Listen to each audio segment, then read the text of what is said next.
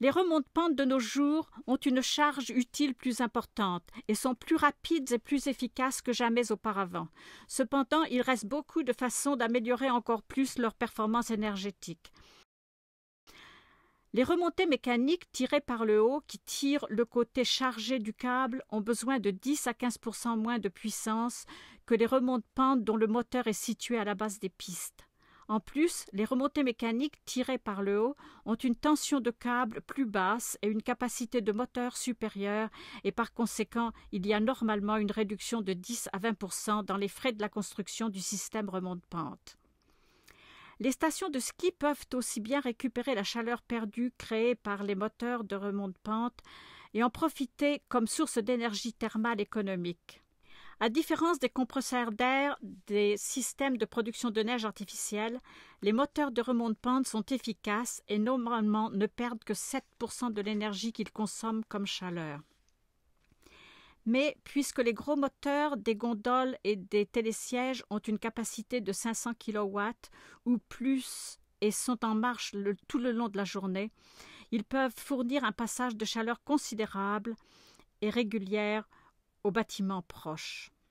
Il n'y a que très peu de stations novatrices qui ont adopté cette mesure d'efficacité énergétique. L'une d'elles est Kaprun en Autriche, qui utilise la chaleur perdue des moteurs des plus grands remonte-pente pour chauffer plusieurs bâtiments.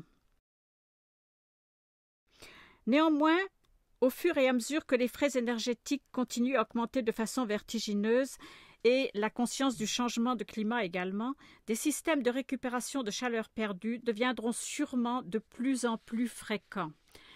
Chaque fois qu'un remonte-pente s'arrête, son moteur tire une grande quantité de puissance, ce qui augmente la consommation énergétique et la forte demande d'énergie.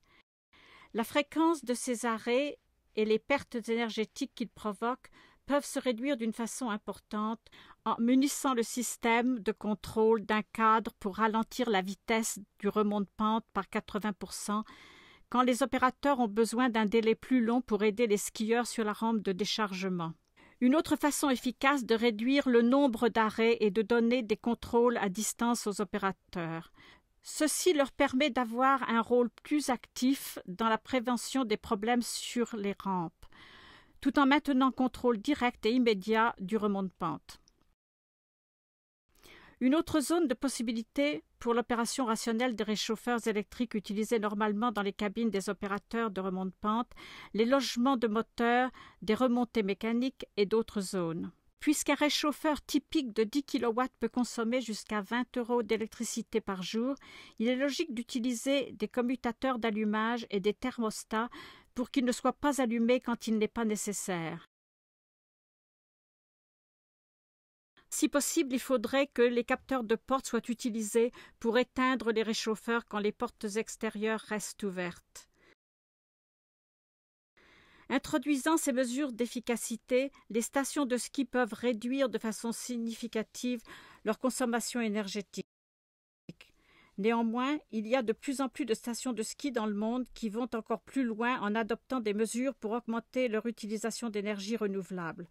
Ces mesures comprennent la construction de bâtiments solaires qui profitent du soleil disponible pour l'éclairage et le chauffage, l'utilisation de panneaux solaires et de chaudières à bois pour le chauffage d'espace et d'eau, l'installation de panneaux photovoltaïques pour additionner des charges électriques petites et moyennes et la génération d'électricité avec des systèmes hydroélectriques ou des turbines éoliennes sur site. En plus, un grand nombre de stations de ski achètent une partie ou la totalité de l'électricité qu'ils consomment des fermes éoliennes et d'autres fournisseurs d'énergie renouvelable. Bien que l'électricité verte soit plus chère, pour ces stations de ski, c'est un petit prix pour préserver leurs montagnes enneigées, aussi bien que leurs moyens de subsistance.